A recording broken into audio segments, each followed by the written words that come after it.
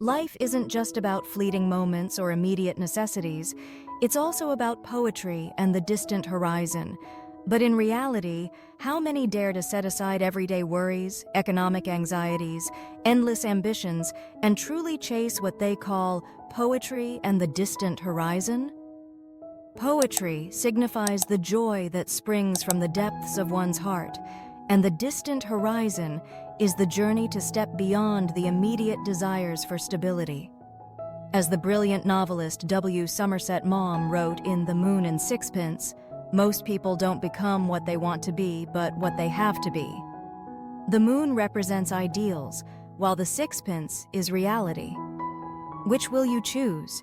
Will you gaze up and pursue the moon, suspended high above, or will you bow your head, consumed by the mundane sacks of rice that reality demands? The answer, undoubtedly, varies for each person, and this fundamental choice shapes the very fabric of our existence. In a previous Self-Talk podcast video, we discussed Henry David Thoreau's Walden, a true story of a writer who, at 28, abandoned his potential for a wealthy business career. Instead, he took an axe to the woods, built a cabin, and lived alone by the beautiful Walden Pond. This radical act of self-sufficiency and rejection of societal norms sparked intense debate. Some, hearing his story, called his actions selfish, arguing that in real life we have families, spouses, children, parents, and countless responsibilities. How could one live like that, abandoning all obligations for personal whims?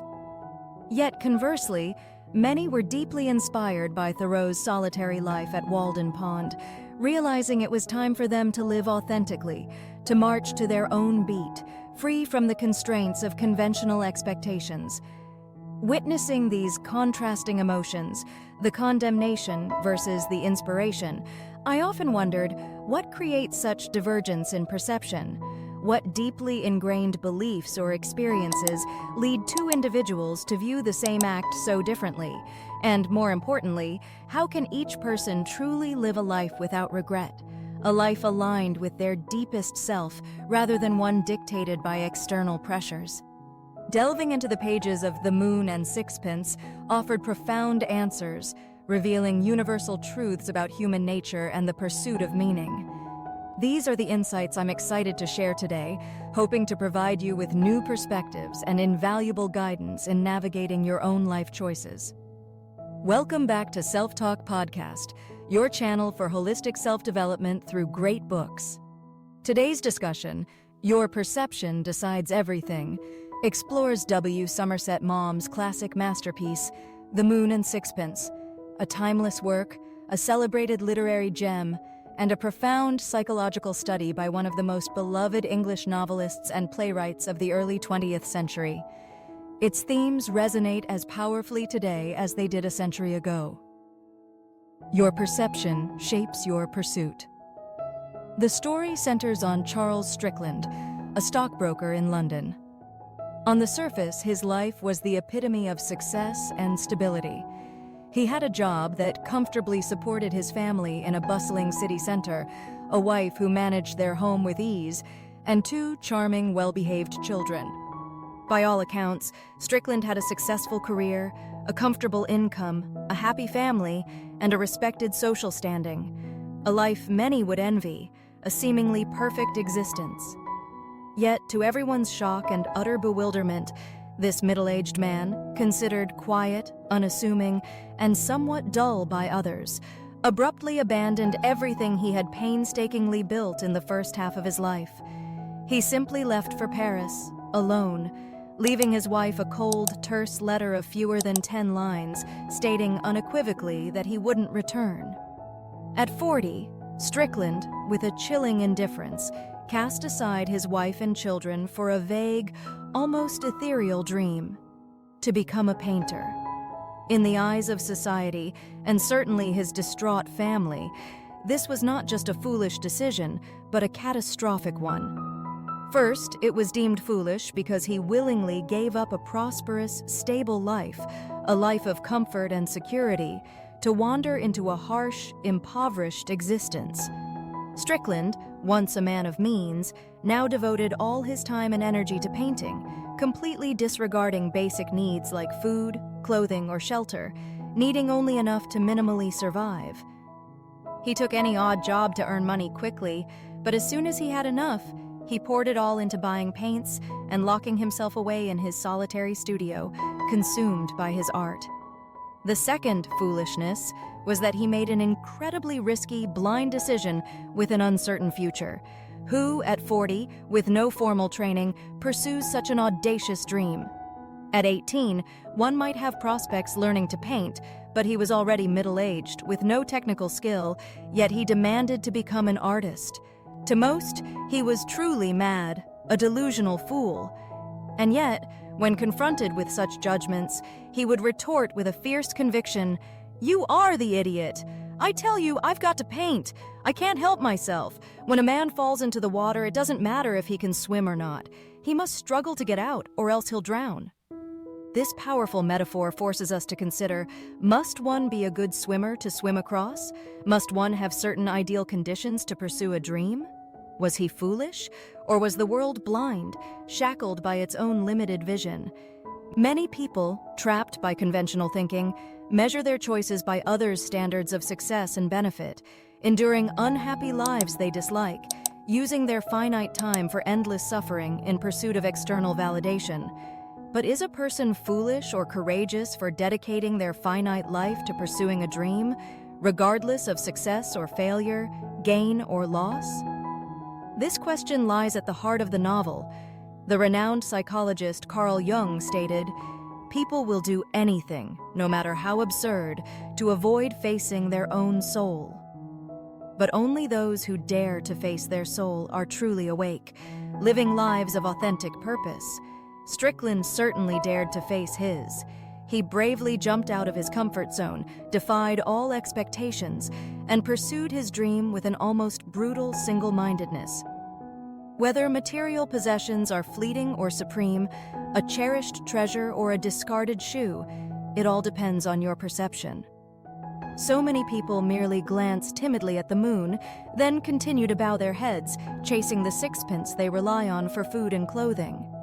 Here, the moon symbolizes noble ideals, profound spiritual aspirations, and magnificent goals deep within the soul, a representation of the sublime.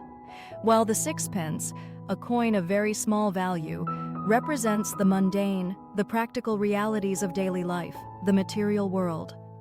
We live in a world overflowing with sixpences, clinging to desires and ambitions, bowing our heads endlessly to the demands of survival and accumulation. Aren't we like slaves to fleeting time, bound by a complex web woven from relationships, societal expectations, and economic pressures, forgetting our initial pursuits, paralyzed by the fear of truly becoming who we are meant to be? If you constantly look down at the ground for sixpence instead of up at the sky, you will inevitably miss the moon. Each of us inherently possesses a small stream, a tiny spring of potential. Only those who insist that life is too short, I just want to live the rest of my life my way, transform themselves into deep rivers and vast oceans, carving their own paths. If you think Mom is merely feeding you some kind of toxic self-help, a simplistic notion of follow your dreams, you are gravely underestimating him. The famous philosopher Arthur Schopenhauer once said, "The greatest prison in the world is the human mind." What truly binds a person's life is not wealth, work, or family, but their perception, the lens through which they view the world and their place in it. Different perceptions lead to different life pursuits. Whether you are happy or not is entirely up to you to define. In the Moon and Sixpence, whatever you choose, the ultimate value you gain will be answered by your own heart, for true fulfillment comes from within. Your perception defines your priorities. Strickland's wife, Amy, was a highly respectable woman who adored social prestige and the comforts of a well-ordered life. To her, life was a gently flowing river, predictable and serene. But suddenly, her world was thrown into utter chaos when her husband left without warning, leaving behind a mess and shattering her peaceful reality. 17 years of togetherness, and the man she thought she knew best turned out to be the most alien. He left her, not for another woman, as might be expected, but for art. His abandonment caused her immense shame and humiliation in her social circles. She fell into despair, but quickly rose again, demonstrating remarkable resilience. With her pillar gone, she had to stand on her own. She quickly learned typing, rented out their house, sold belongings, and moved into a small home. Life continued, proving that the world keeps turning even when personal tragedies strike. With her diligence and sheer determination, her career gradually blossomed and her children thrived, growing into successful adults. Eventually, she was able to move back into a new, more esteemed community, stop typing, and reclaim her place in high society. This was because, in her perception, relying on others was not glorious.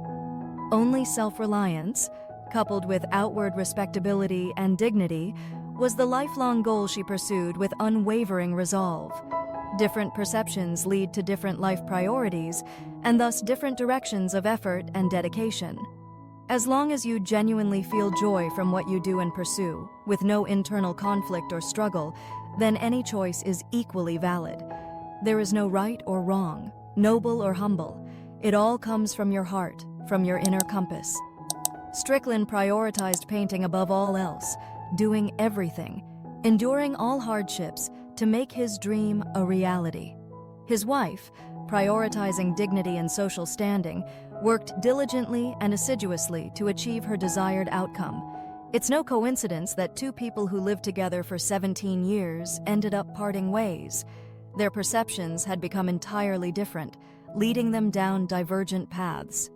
A philosopher, the founder of German classical philosophy, once said, "I respect any independent spirit. Even if I do not acknowledge some of their ways, I can try my best to understand." Some prefer the ethereal moonlight, finding beauty in abstract ideals, while others prefer the practical sixpence, valuing tangible realities. Different perceptions, though hard to reconcile, are best met with mutual respect and understanding. You don't need to live cautiously within others' perceptions, conforming to their expectations. Nor do you need to criticize their way of life or perception, for each person's journey is their own. No priority in life has a fixed, universal measure. As long as you face your soul, live authentically, and give your utmost, that is the author's true, profound message to you. Your perception shapes your treatment of others. The novel also introduces another pivotal character, Dirk Stroeve, a painter not yet 30, but already balding. His own painting skills were quite clumsy, lacking finesse, but he possessed an exquisite artistic eye and was exceptionally gifted at recognizing true genius in others. He was the only one who truly understood Strickland's raw, unconventional paintings and devoted all his efforts to helping Strickland, offering support and encouragement where others saw only madness.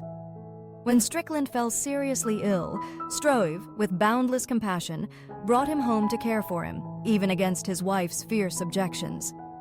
Unbeknownst to Stroeve, his wife, who initially seemed to despise Strickland, had fallen deeply in love with him, perhaps at first sight, drawn to his enigmatic intensity. During the process of caring for Strickland, unavoidable close contact led her to become deeply infatuated and desire to live with him. Stroeve was utterly heartbroken, experiencing profound anguish, but out of an immense love for his wife and an almost religious admiration for Strickland's artistic talent, he ultimately chose to withdraw. He left his home to his wife and Strickland, hoping they could be happy together, a truly selfless act. Yet, unexpectedly, Strickland abandoned Stroeve's wife in no time, demonstrating his complete indifference to personal relationships when they interfered with his art. People might think Strickland was truly a scoundrel in love, a heartless brute, but ultimately, it was because Strickland and Stroeve's wife didn't share the same perception of life's priorities. Their goals were entirely different. She pursued romantic love with an all-consuming passion. For love, she didn't care about the world's opinion, but she needed her lover's constant presence and affection. However, in Strickland's heart, art was paramount. He didn't want to waste a single moment on romantic affairs that he saw as distractions. Therefore, he chose to abandon her. To him, two people with different perceptions and life goals couldn't stay together forever in love, as their paths were fundamentally incompatible. Returning to Struve, who deeply loved his wife. When he heard the news of her abandonment, he longed for her to return to him. But his waiting only resulted in a tragic end. She took poison, committing suicide out of despair over her unrequited love for someone else. Yet, even so, Struve's immense love for his wife did not diminish his admiration for art. He invited Strickland to live with him in his homeland of Holland, offering continued support, but was refused. One could say that Struve was a good man through and through, a beacon of pure goodness in a cynical world. He was like a farmer embracing a venomous snake, forgetting the pain of the bite once the scar healed, only to embrace the snake again, demonstrating an endless capacity for forgiveness and compassion. Struve seemed to be a walking contradiction created by God.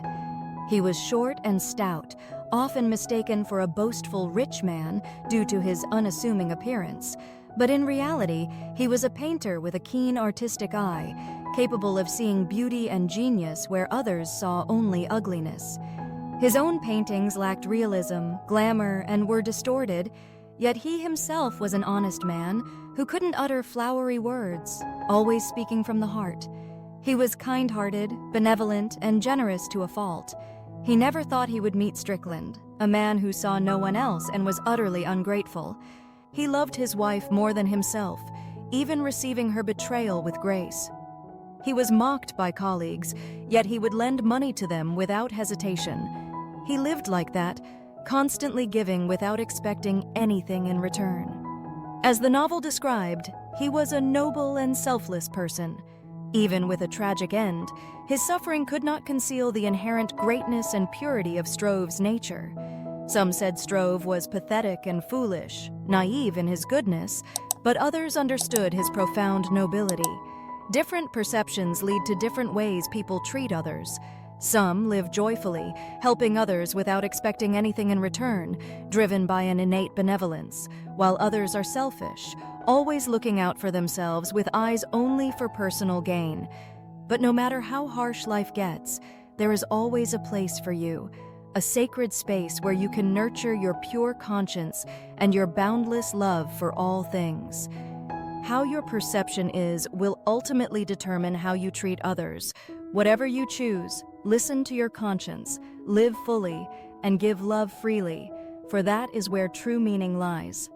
The book says, "Do what you want, live in the circumstances you prefer, calmly and peacefully, without struggle." A free life, as I understand it, is a life guided and illuminated by awareness and spirit, a life where your inner compass leads the way. Success or failure, each person defines it for themselves. Perceptions differ, and life choices will also differ. Some pursue fame and fortune, driven by ambition. Others desire quiet comfort and freedom, seeking inner peace. How we choose to live this entire life depends entirely on our perception. So, how should we live now to avoid regret? Arthur Schopenhauer once said, "You are not living to satisfy the expectations of others, and others are not living to satisfy yours." This is a fundamental truth of existence. Listen to your heart and choose the way of life you like. Isn't that the greatest success in life? To live authentically, true to your own spirit? A person's life is not just a narrow path that can be rigidly defined by success or failure, good or bad, right or wrong. Everyone has their own unique way of life. Others have no right to interfere, and there is no distinction between higher or lower ways of living, as long as you love it and it brings you peace. Vincent van Gogh famously said, "There is a fire in everybody's heart, and people who pass by only see a wisp of smoke."